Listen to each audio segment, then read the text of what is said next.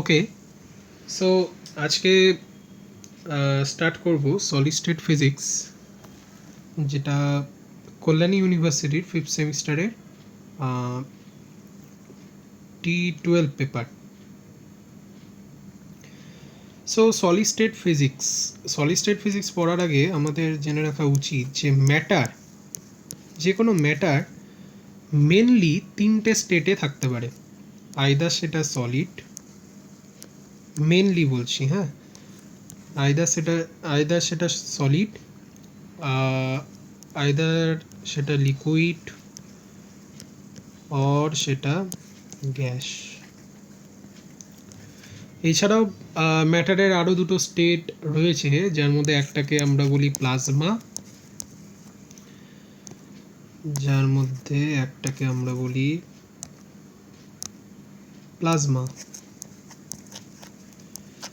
আর একটাকে বলি Bose-Einstein condensate.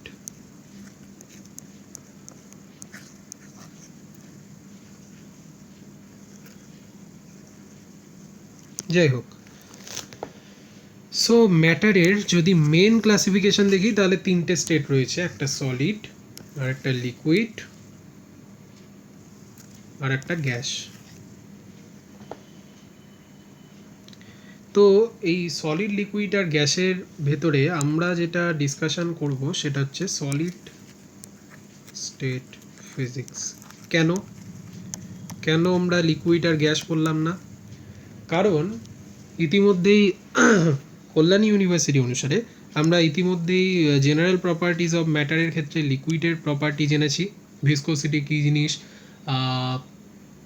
তারপরে সারফেস টেনশন কী জিনিস, সেখান থেকে অয়েলার থিওরেম কী জিনিস, বার্নৌলিস থিওরেম কী, ইকুয়েশন অফ কন্টিনিউটি কী, সেই সব কিছু আমরা জেনেছি।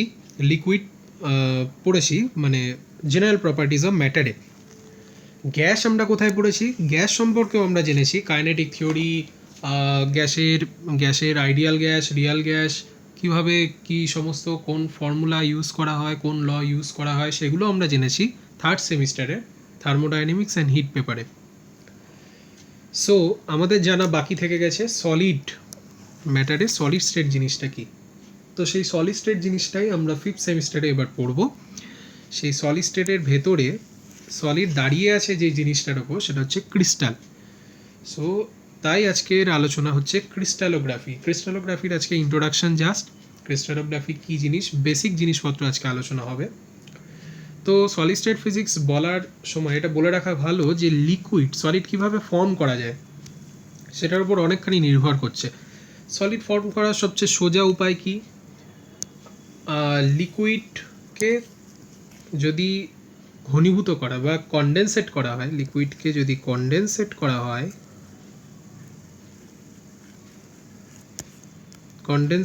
হয় তাহলে আমরা সলিড পেতে পারি। এবার এই সলিড, লিকুইড আর গ্যাস কীভাবে ক্লাসিফাই করছি? যখন আমাদের যে কোনো ম্যাটারই বিভিন্ন অ্যাটম এবং মলিকুলের সমন্বয়ে গঠিত, তাই যখন অ্যাটমগুলোর ভেতরকার সেপারেশন খুবই কম হয়, মানে ইন্টার অ্যাটমিক ডিস্টেন্স খুবই কম হয়, তখন সেই অ্যাটমগুলোকে আমরা বলতে পারি খুব স্ট্রংলি বাউন্ড রয়েছে একে অপরের সাথে।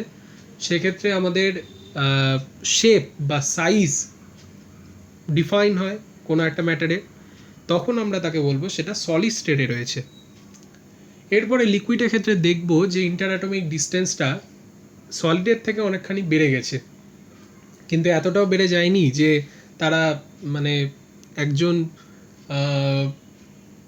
একটা জায়গায় আছে আর আরেকটা অনেক দূরে আছে, সেরকম জিনিসটা নয়। একটু দূরে আছে, কিন্তু ইন্টার অ্যাটমিক ফোর্সটা সলিডের তুলনায় ঠিকই কম, কিন্তু একদম কম নয়।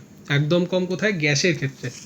লিকুইডের ক্ষেত্রে যেহেতু কিছুটা ফোর্স রয়েছে, তাই এটার ভলিউম রয়েছে, কিন্তু কোনো ডেফিনিট শেপ নেই সলিডের মতন, কারণ ইন্টার অ্যাটমিক ফোর্সটা অতটাও স্ট্রং নয় অ্যাজ কম্পেয়ার টু সলিড।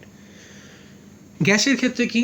এটার ইন্টার অ্যাটমিক ডিস্টেন্স এতটাই বেশি যে ফোর্স অফ অ্যাট্রাকশন কোনো কিছুই নাই, তাহলে এর কোনো শেপও নাই, কিন্তু ডেফিনিট ভলিউম আমরা ধরতে পারি আইডিয়াল গ্যাসের ক্ষেত্রে, যে কন্টেনারে আমরা গ্যাসটাকে রাখছি সেই কন্টেনারের ভলিউমটাই গ্যাসের ভলিউম। কিন্তু রিয়াল গ্যাসের ক্ষেত্রে সেটা আমরা দেখেছি ইতিমধ্যে যে রিয়াল গ্যাসের ক্ষেত্রে তার থেকে কিছুটা কম হয়, কারণ inter atomic force of attraction কিছুটা হলেও আছে, তো সেই কারণে কিছুটা ভলিউম কম হয়, সেটা ভ্যান ডার ওয়ালস ইকুয়েশন থেকে আমরা বোঝা যায়, ভি মাইনাস বি টার্মটা থাকে। তো সেই সমস্ত গ্যাসের কনসেপ্ট আমরা আজকে শুধুমাত্র সলিড স্টেট ফিজিক্স নিয়ে আলোচনা করব। তো একদম সোজা উপায় সলিড ফর্মেশনের জন্য লিকুইডকে কনডেনসেট করা। এবার এই লিকুইডকে যখন কনডেনসেট করা হবে, যদি আমি একদম প্রপার টাইম, যতটা টাইম লাগা দরকার সলিড হতে গিয়ে, সেই প্রপার টাইমের ভেতর কোনো ডিস্টার্ব না করে সেটাকে কনডেনসেট হতে দিই, তাহলে সেটা একদম সুসজ্জিতভাবে কনডেনসেট হতে পারবে, মানে তার অ্যারেঞ্জমেন্টটা অনেক ডেফিনিট হবে।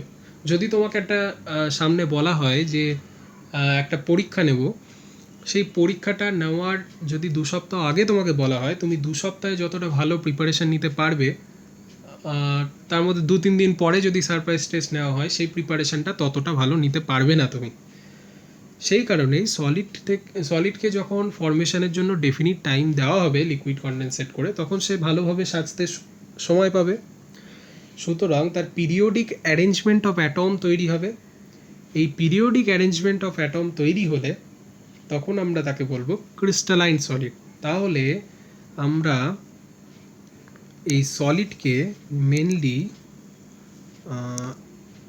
সলিডকে আপাতত মেনলি দুটো ভাগে ক্লাসিফাই করছি, যার মধ্যে একটা বললাম যে প্রপার টাইম দিলে সে পিরিয়ডিক অ্যারেঞ্জমেন্ট করতে পারছে, মানে সুসজ্জিতভাবে যা দরকার সেই মতন অ্যারেঞ্জমেন্ট সে করতে পারছে, সেটা হচ্ছে ক্রিস্টালাইন সলিড। ক্রিস্টালাইন সলিডকে যদি এক কথায় বলতে হয়, আমরা বলতে পারবো যেখানে যে ক্রিস্টালে ইন্টার অ্যাটম, মানে অ্যাটমগুলো বা যে ক্রিস্টালের কনস্টিটিউয়েন্ট পার্টিকেলসগুলো একটা রেগুলার পিরিয়ডিক ম্যানারে অ্যারেঞ্জ হতে পারছে, তাকে আমরা বলবো ক্রিস্টালাইন সলিড। আরেক ধরনের সলিড হয় যেটা হচ্ছে অ্যামরফাস সলিড। যদি তোমাকে মানে লিকুইড থেকে সলিডে কনডেনসেট হওয়ার সময় যদি একটু ডিস্টার্ব করা হয় সিস্টেমটাকে, ধরো তুলে নিলে কিছুক্ষণের জন্য, আবার কিছুক্ষণের জন্য কনডেনসেট হতে দিলে, অর্থাৎ সে ডিস্টার্ব হচ্ছে সেই সিস্টেমটা, তখন কিন্তু সে পিরিয়ডিক যতটা আগের মতন সময় পেয়ে সে ভালোভাবে প্রিপারেশন নিতে পারছিল তার অ্যাটমগুলোকে ঠিক পজিশনে বসানোর, সেই সময়টুকু পাচ্ছে না। সুতরাং হ্যাপাজ্যাট বা র্যান্ডম অ্যারেঞ্জমেন্ট অফ পার্টিকেল তৈরি হচ্ছে। সেই সমস্ত কেসে আমরা তখন সেই ক্রিস্টালটাকে বলবো অ্যামরফাস সলিড। অ্যামরফাস সলিড যদি একটু সংক্ষেপে ছবি এঁকে দেখাই, ক্রিস্টালাইন সলিড কি, যখন ধরো এ বি, একটু বড় করেই আঁকতে হবে,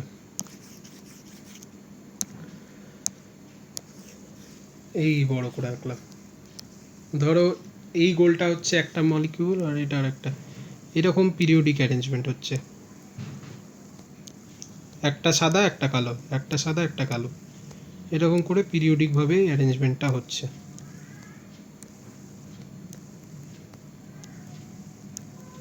দেখো একটা সাদার পাশে একটা কালো মলিকিউলই থাকছে, কিন্তু দুটো সাদা একটা কালো এরকম হয়ে যাচ্ছে না ব্যাপারটা, সুতরাং ব্যাপারটা অর্ডার থাকছে।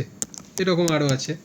তো এটা গেল ক্রিস্টালাইন। কিন্তু অ্যামরফাস সলিড হ্যাপাজ্যাট, এই একটা সাদা, একটা সাদা, একটা কালো হয়ে গেল, আবার একটা সাদা, আবার এরকম একটা কালো, আবার সাদা কালো, এরকম, মানে হ্যাপাজ্যাট অ্যারেঞ্জমেন্ট, কোনো পিরিয়ডিক বা কোনো প্রপার রেগুলার অ্যারেঞ্জমেন্ট নাই, সেটা হচ্ছে অ্যামরফাস সলিড। আর যখন রেগুলার অ্যারেঞ্জমেন্ট থাকছে তখন তাকে বলবো ক্রিস্টালাইন সলিড। এবার এই ক্রিস্টালাইন সলিডটা আমাদের আলোচনার বিষয়বস্তু। এবার আমাদের কেন, কারণ কি ক্রিস্টালাইন সলিডটা নিয়ে আমরা কেন বেশি ডিসকাশন করব, আমরা ন্যাচারালি যে সমস্ত সলিড স্টেটগুলো পাই, মানে সলিড স্টেট ক্রিস্টালগুলো পাই, তার মোস্টলি সেগুলো হয় ক্রিস্টালাইন সলিড। কেন? কারণ একটা কথা আমরা গস ল পড়ার সময় দেখেছি, কারণ আমরা সিমেট্রি খুঁজতাম সবসময়, নেচার সবসময় সিমেট্রি খোঁজে। তুমি একটা শেপ তোমাকে বানানো যদি বলা হয় যে তুমি একটা যে কোনো শেপ বানাও, তুমি ফার্স্টে ওই সারফেস, মানে সার্কেল, স্ফেয়ার, স্কোয়ার, এই সমস্ত জিনিসগুলো দিয়েই ভাববে, কারণ সেগুলো তোমার মাথায় সেট হয়ে আছে, সেগুলো সিমেট্রিক্যাল অ্যারেঞ্জমেন্ট। সুতরাং নেচারও তাই, সবসময় সিমেট্রি খোঁজে। দেখবে গাছের পাতার কিছু কিছু গাছের আলাদা হয়, কিন্তু মোস্ট অফ দ্য কেসে পাতা কিন্তু এরকমই হয় গাছের, খুব কম কিছু কিছু এরকম হয়, কিন্তু নেচার মোস্টলি প্রেফার করে এই ধরনের পাতা। যাই হোক, সেগুলো বায়োলজির আলোচনা। নেচার সবসময় সিমেট্রি খোঁজে, কিন্তু এবার আমাদের একটা সায়েন্টিফিক লজিক দিতে হবে কেন সেটা ক্রিস্টালাইন সলিডই তৈরি হচ্ছে। নেচার সিমেট্রি খোঁজে সেটা তো ভালো কথা, কিন্তু তার কোনো স্পেসিফিক রিজন আছে কি? অবশ্যই আছে। কি? কারণ যখন ক্রিস্টালাইন সলিডগুলো তৈরি হয় তখন যেই অ্যামাউন্ট অফ এনার্জিটা রিলিজ করে, মানে অর্ডার্ড অ্যারেঞ্জমেন্টের জন্য যে অ্যামাউন্ট অফ এনার্জি রিলিজ হয় সেটা অনেক বেশি কার থেকে না, একটা ডিসঅর্ডার্ড অ্যারেঞ্জমেন্ট তৈরি হওয়ার সময় যে এনার্জিটা রিলিজ হয় তার থেকে অনেকখানি বেশি। সেই কারণে ক্রিস্টালাইন সলিডটা আমাদের মোস্ট অফ দ্য কেসে সলিড স্টেট হিসেবে পাওয়া যায়। তো এবার এই ক্রিস্টালাইন সলিডকে আবার ক্লাসিফাই করা যায়, ক্রিস্টালাইন সলিডকে আবার ক্লাসিফাই করা যায় এক সিঙ্গেল ক্রিস্টাল, আরেকটা কি এই নাম দেখেই বোঝা যাচ্ছে, যদি একটা থাকে সিঙ্গেল ক্রিস্টাল, বেশি থাকলে কি বলবো? পলিক্রিস্টাল। পলিক্রিস্টাল। এবার কি জিনিসগুলো? সিঙ্গেল ক্রিস্টাল হচ্ছে সবচেয়ে ভালো ক্রিস্টালাইন সলিড। কি? এখানে এক ধরনের অর্ডার্ড অ্যারেঞ্জমেন্টই দেখা যায়, 1 2 3 4, এই এরকম অর্ডার্ড অ্যারেঞ্জমেন্ট, একটার পর একটা, একটার পর একটা, এরকম। মাঝে কোনো মলিকিউল নাই, একদম একটার পর স্পেসিফিক ডিস্টেন্স রয়েছে, এরকম। ওয়ারাস পলিক্রিস্টালটা কি? অনেক ধরনের ক্রিস্টালের কি বলবো, সামেশন আকারে বলতে পারি। অনেক ধরনের ক্রিস্টাল রয়েছে। ধরো এক ধরনের ক্রিস্টাল এরকম, আরেক ধরনের ক্রিস্টাল এরকম, আরেক ধরনের ক্রিস্টাল এরকম, আরেক ধরনের ক্রিস্টাল এরকম, আরেক ধরনের ক্রিস্টাল এরকম, আরেক ধরনের ক্রিস্টাল এরকম, এরকম। এটা হচ্ছে পলিক্রিস্টাল। এক্ষেত্রে কি হয় দেখো, সিঙ্গেল ক্রিস্টালের ক্ষেত্রে আমার ডিরেকশনটা দেখো এরকম আছে আর এরকম আছে, কিন্তু এখানে আমার মলিকিউলগুলো এইভাবেও থাকতে পারে। এই ক্রিস্টালাইট বলে, ছোট ছোট পোর্শন অফ পলিক্রিস্টালকে বলা হয় ক্রিস্টালাইট। এই ক্রিস্টালাইটে মলিকিউলের ওরিয়েন্টেশনটা এরকম থাকতে পারে, আবার এর পাশেরটা এরকম থাকতে পারে, এর পাশেরটা এরকম থাকতে পারে, এর পাশেরটা এরকম থাকতে পারে, এর পাশেরটা এরকম, এর পাশেরটা এরকম। এরকমই হতে হবে তার কোনো মানে নেই, এর অল্টারনেটিভগুলোও হতে পারে, অল্টারনেটিভ কম্বিনেশনও হতে পারে। মোট কথা আমি বলতে চাইছি যে ডিরেকশনগুলো আলাদা আলাদা, মানে ওরিয়েন্টেশন অফ মলিকিউলসগুলো আলাদা আলাদা। তখন এই ছোট ছোট ক্রিস্টালাইটসগুলোকে আমরা বলবো গ্রেন, আর যে ক্রিস্টালাইটসগুলো যে বাউন্ডারি দ্বারা সেপারেট সেটাকে বলবো গ্রেন বাউন্ড। এবার এই পলিক্রিস্টালের ভেতরে যদি এক একটা গ্রেনকে আমি সেপারেট করতে পারতাম, ধরো এই গ্রেনটাকে এখান থেকে আমি সেপারেট করে এখানে আঁকছি, তাহলে দেখো direction of orientation of the crystal কিন্তু সেম, জাস্ট লাইক দিস। এটা সরি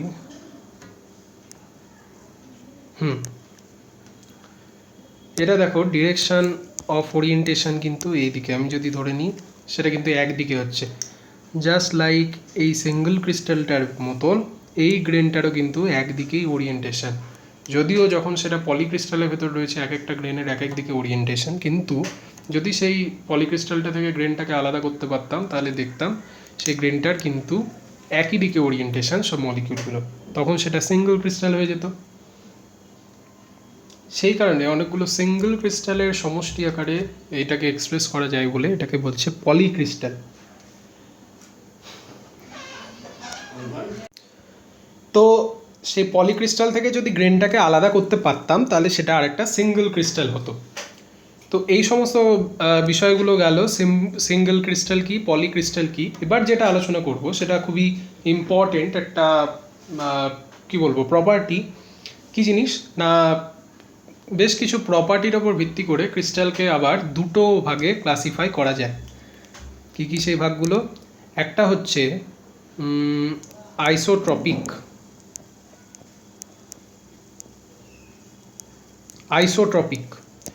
আইসোট্রপিক জিনিসটা কি? খুব সোজাভাবে যদি বলি, যদি ধরা যাক কোনো একটা ফিজিক্যাল প্যারামিটার বলো, যেমন ল্যাটেন্ট হিট হতে পারে, সেটা ল্যাটেন্ট হিট হতে পারে। রিফ্র্যাক্টিভ ইন্ডেক্স হতে পারে আড়াই, হতে পারে সেটা স্পেসিফিক হিট। যা যা একটা সলিড স্টেট ক্রিস্টালের একটা প্রপার্টি হতে পারে সেই সমস্ত প্রপার্টি আমি বলছি। স্পেসিফিক হিট হতে পারে, কন্ডাক্টিভিটি হতে পারে, যাই হোক আমি আর বললাম না। এই সমস্ত প্রপার্টি, যে কোনো একটা প্রপার্টি ধরে নাও, কনসিডার করো যে সেই প্রপার্টিটা কি না, যদি একটা ক্রিস্টাল আসে, এই ক্রিস্টালের এই ডিরেকশন বরাবর যে প্রপার্টিটার যে ভ্যালু বলবো বা যে কোয়ান্টিটি বলবো, সেই প্রপার্টিটা যেটা শো করছে সেটা যদি এই ডিরেকশন বরাবর, ধরো এই প্রপার্টিটার অ্যামাউন্ট হচ্ছে এক্স, ধরো রিফ্র্যাক্টিভ ইন্ডেক্সই একটা এক্স, তাহলে এই ডিরেকশন বরাবর রিফ্র্যাক্টিভ ইন্ডেক্সটা এক্স যদি হয়, এই ডিরেকশন বরাবর যদি এক্স হয়, মানে কি হলো, রিফ্র্যাক্টিভ ইন্ডেক্সটা চেঞ্জ হলো না, ডিরেকশানের ওপর নির্ভর করছে না। আবার এই ডিরেকশন বরাবরও যদি এক্স হয়, আবার এই ডিরেকশন বরাবরও এক্স হয়, মোট কথা আমি যাই ডিরেকশন নিই না কেন আমার কোয়ান্টিটিটা কিন্তু চেঞ্জ হচ্ছে না, কোয়ান্টিটিটা কনস্ট্যান্ট থাকছে, তখন সেই সমস্ত ক্রিস্টালগুলোকে আমরা বলবো আইসোট্রপিক ক্রিস্টাল। হোয়ারঅ্যাজ যদি আমার প্রপার্টিটা এই ডিরেকশন বরাবর এক্স ভ্যালু দিল, সাপোজ একটা ভ্যালু দিল, এই ডিরেকশন বরাবর আরেকটা ভ্যালু দিল, এই ডিরেকশন বরাবর আরেকটা ভ্যালু দিল, এই ডিরেকশন বরাবর আরেকটা ভ্যালু দিল, মানে আমার কি ডিফারেন্ট ডিরেকশনে প্রপার্টি ডিফারেন্ট ভ্যালু দিচ্ছে, সেই সমস্ত কেসে আমরা সেটাকে বলবো অ্যানাইসোট্রপিক। আইসোট্রপিকের অপোজিট অ্যানাইসোট্রপিক প্রপার্টি, অ্যানাইসোট্রপিক প্রপার্টি। এবার এই আইসোট্রপিক, তাহলে এতগুলো যে ক্রিস্টাল আলোচনা করা হলো, কী কী ক্রিস্টাল, একটা ক্রিস্টালাইন, একদম ফার্স্ট কেসে যে ক্রিস্টালাইন সলিড, সেই ক্রিস্টালাইন সলিডটা আমার কি আইসোট্রপিক না অ্যানাইসোট্রপিক? এটা কিন্তু খুব ভুল হয়, ক্রিস্টালাইন সলিড কিন্তু অ্যানাইসোট্রপিক। প্রশ্ন আসতে পারে কেন, এটা তো সিমেট্রিক অ্যারেঞ্জমেন্ট, আমার তো রেগুলার অ্যারেঞ্জমেন্ট, তাহলে তো এটার আইসোট্রপিক হওয়ার কথা, কিন্তু অ্যানাইসোট্রপিক কেন? খুব সোজা, আমার ছবিটা দেখো, একটা সাদা একটা কালো, একটা সাদা একটা কালো, ঠিক? আবার এইদিকে তাহলে সাদার পাশে একটা কালো হয়ে গেল, এটা আর একটা সাদা কালো, সাদা কালো, সাদা। তাহলে আমি যদি এই ডিরেকশন বরাবর দেখি কোনো একটা কোয়ান্টিটি, তাহলে যে ভ্যালুটা দেবে, দেখো সাদা কালো সাদা কালো সাদা কালো, আমি যদি এই ডায়াগোনাল বরাবর সেইটা নিই, তাহলে দেখো সব সাদা হয়ে যাচ্ছে পরপর, আমার কিন্তু সেই ভ্যালুটা দেবে না, আমার কিন্তু ডিরেকশান চেঞ্জ করাতে ভ্যালুটারও চেঞ্জ হচ্ছে প্রপার্টিটা। তাহলে এটা কিসের প্রপার্টি? যে প্রপার্টিটা ডিরেকশান ডিপেন্ডেন্ট হয় যখন, তাহলে সেটাকে কি বলবো, আইসোট্রপিক না অ্যানাইসোট্রপিক? অবশ্যই সেটা অ্যানাইসোট্রপিক। সেই কারণে আমরা ক্রিস্টালাইন সলিডটাকে বলি অ্যানাইসোট্রপিক। আবার অ্যামরফাস সলিডের ক্ষেত্রে দেখো, এখানেও র্যান্ডম অ্যারেঞ্জমেন্ট হ্যাপাজেটলি রয়েছে, এখানেও র্যান্ডম অ্যারেঞ্জমেন্ট হ্যাপাজেটলি রয়েছে, সুতরাং আমি বলতে পারি যে প্রপার্টিটা এখানে দুটো সাদার পর একটা কালো থাকতে পারে, এখানে দুটো কালোর পর একটা সাদা থাকতে পারে, মানে মোর অর লেস আমার কিন্তু প্রপার্টিটা একদম অ্যাব্রাপ্ট চেঞ্জ নাই, খুব সামান্য চেঞ্জ রয়েছে প্রপার্টিটা, মানে আমি নিয়ারলি কনস্ট্যান্ট ধরে নিতে পারি। সেই ক্ষেত্রে আমার যে ফিজিক্যাল প্রপার্টিগুলো ডিরেকশানের ওপর নির্ভর করছে না, তাই এই অ্যামরফাস সলিডটাকে আমরা বলবো অ্যানাইসোট্রপিক, অ্যানাইসোট্রপিক ক্রিস্টাল, অ্যানাইসোট্রপিক, সরি আইসোট্রপিক। অ্যানাইসোট্রপিক কেন? আইসোট্রপিক, কারণ ডিরেকশনের ওপর ডিপেন্ড করছে না, আইসোট্রপিক। আর এইটা হচ্ছে অ্যানাইসোট্রপিক ক্রিস্টালাইনটা, অ্যানাইসোট্রপিক। ওকে, তাহলে এতটা পর্যন্ত বোঝা গেছে। তাহলে আমরা এতক্ষণ আলোচনা করলাম সলিড স্টেট ফিজিক্স। আচ্ছা, বলে রাখা ভালো যে সলিড স্টেট ফিজিক্সটা কী। সলিড স্টেট ফিজিক্সটা হচ্ছে যে একটা ব্রাঞ্চ অফ ফিজিক্স যেটা ডিল করবে physical property of solid, particularly crystal, including the behaviour of electrons in this crystal. So আমাদের সলিড স্টেট ফিজিক্সের মেন আলোচনা হচ্ছে ফিজিক্যাল প্রপার্টি সলিডের এবং ইলেকট্রনের মোশন, সেই সলিডের ভেতরে কিভাবে হয় সেটারই অ্যাপ্লিকেশন হচ্ছে আমাদের ইলেকট্রনিক্স, যেটা আমরা ইতিমধ্যে কভার করেছি।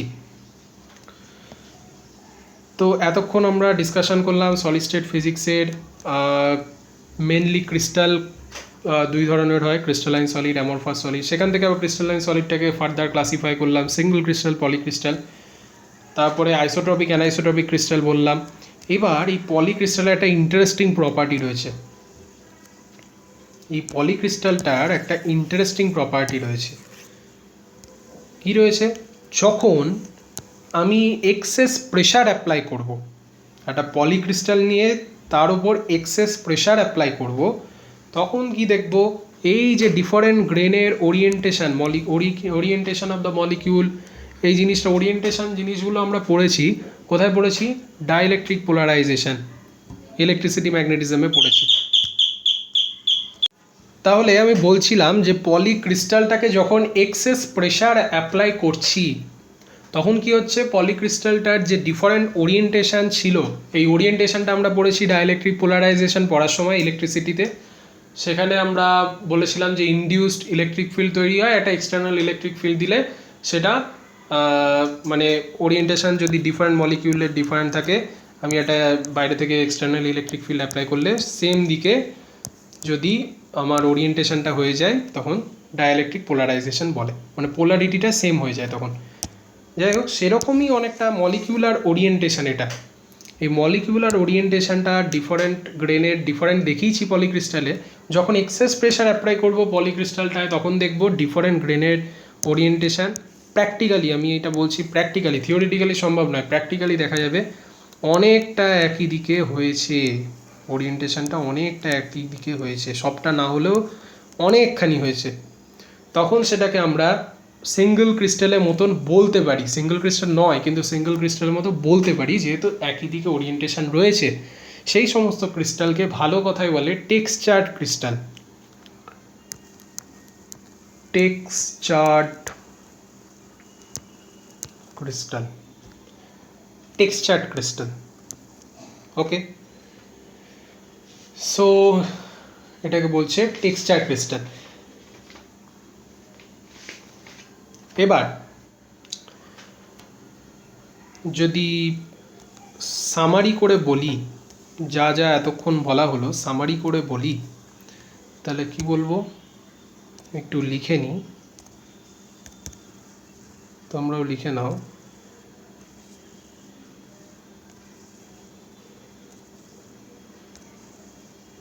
না, সিঙ্গেল ক্রিস্টাল ফার্স্টে,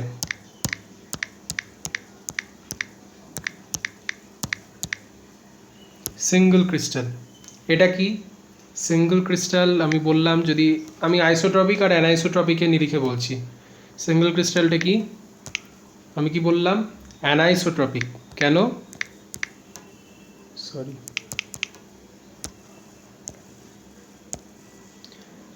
অ্যানাইসোট্রপিক।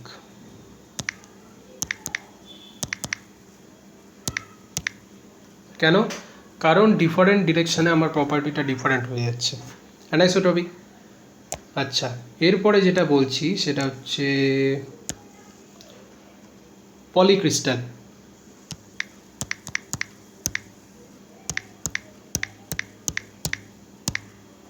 পলিক্রিস্টাল, পলিক্রিস্টালটা কি? আইসোট্রপিক না অ্যানাইসোট্রপিক? আইসোট্রপিক।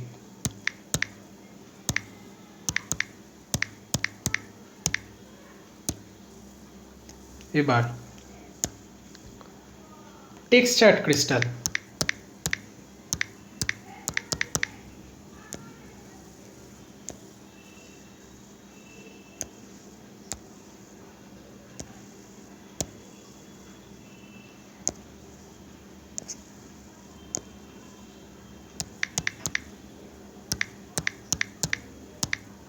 টেক্সচার ক্রিস্টালও আমার অ্যানাইসোট্রপিক, যেহেতু অনেকটা সিঙ্গেল ক্রিস্টালের মতন হয়ে যাচ্ছে।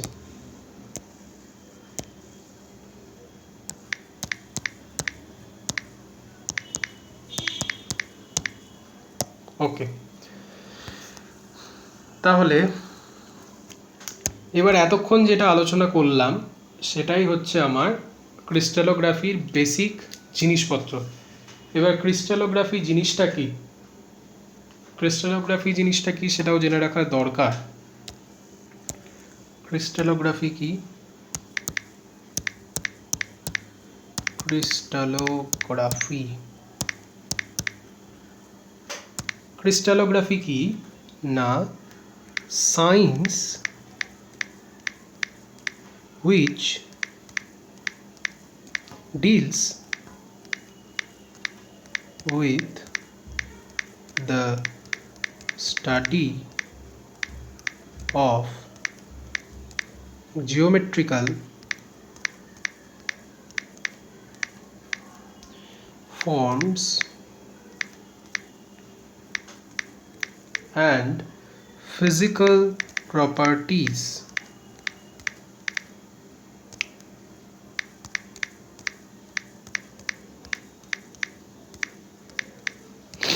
of crystalline solids.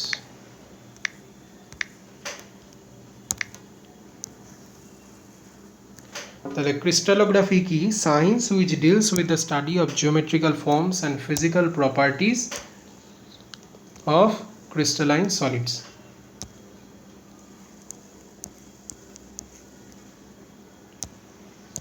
তো এটা আমার ক্রিস্টালোগ্রাফি।